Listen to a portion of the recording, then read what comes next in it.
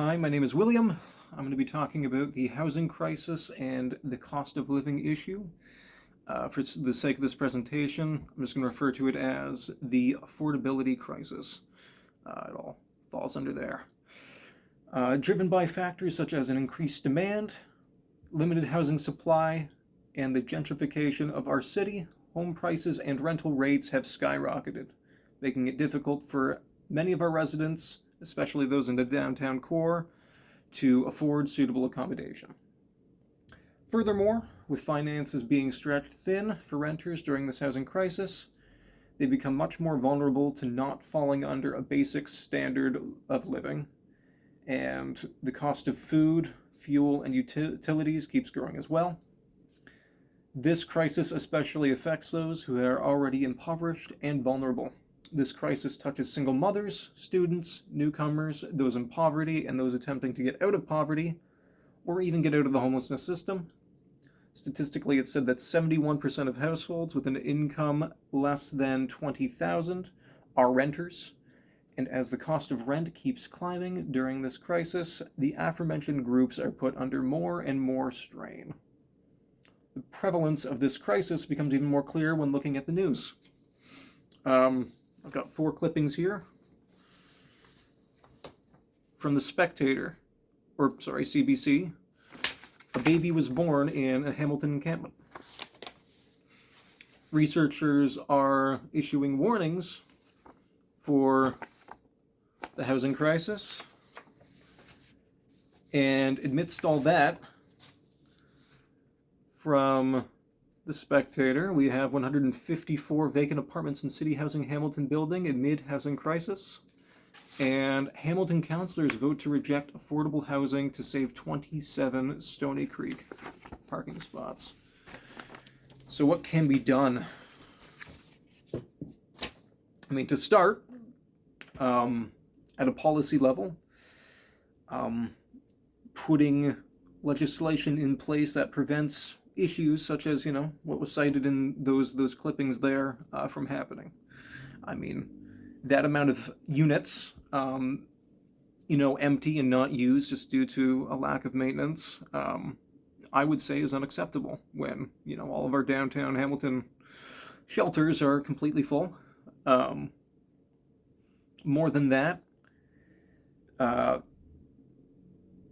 more housing supports are needed, more government, municipal funded programs, financial supports, making rent geared to income far more accessible, and additionally housing up and retention programs. So programs that would focus on not only helping service users or the vulnerable that I have previously mentioned in securing and retaining housing, but also just the general retaining of housing.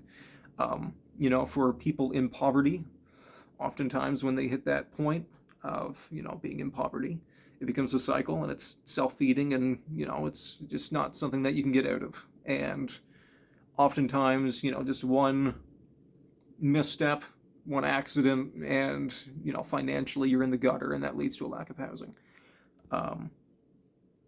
And so putting programs or policies in place that help those people that are on that cusp, on that verge of losing housing, helping them retain it before it's lost, is what I would say a step in the right direction would be.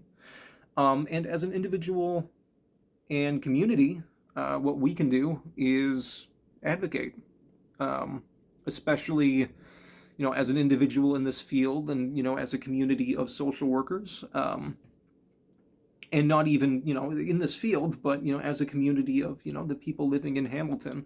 We have voices, and we should be using those voices to support those programs and policies that would further protect us and the impoverished.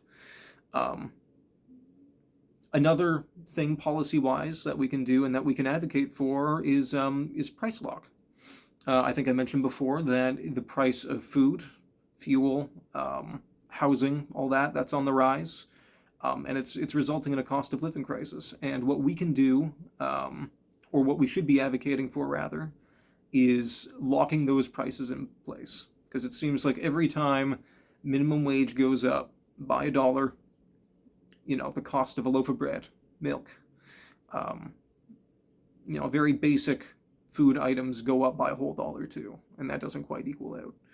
Um, you know, so preventing, corporations from taking advantage of minimum wage rising, which could be a benefit for us, um, and preventing them from jacking the prices of food, fuel, basic needs, preventing, the rise of the cost of bills by too much, and putting a cap on how much, more than what they can right now, putting a cap on landlords from being able to, hike the prices of rent, especially in times where, during the pandemic, when we all, needed that. Yeah. This affects me professionally as a worker, future worker in this field. I mean, especially in the homelessness sector, it becomes a lot more harder to house people when not only, the cost of rent is going up for these places, and it's hard to find, we're already looking at homeless people. Most of these people don't have references for landlords or, their ID right away or solid supports in their life. It becomes that much harder to house them. And then more so to have them retain housing when the prices keep going up. My placement was at an agency called Housing Up, and that was their entire mission was to house and assist those housed in retaining housing. And the amount of times that individuals, lose their housing because simply they don't have enough money for food or to deal with own personal issues, on top of rent. I mean, it's a lose-lose. Especially when you're looking at, people facing mental illness or addictions, when you have these unavoidable life issues thrown at you, or you're dealing with, coping with, it's just, it doesn't work. Personally for me, I am the son of a service user. My dad is on ODSP, and I have been on his ODSP up until now for the last 7 or so years. So, the cost of living and the rising cost of rent affects us greatly. It's to the point where I can't leave here because he won't have enough money for his rent. And if I were to go out on my own, even down the line, I would essentially have to give him money so he could retain his housing. I would have to pay him monthly. And so that's my personal stake in it. And yeah, I mean, we need to do better to advocate for these policies, for price locking and for rent, especially when it's so hard for service users already to live. All right, that was messy, but thank you for your time. I appreciate it. End of presentation. Toodaloo.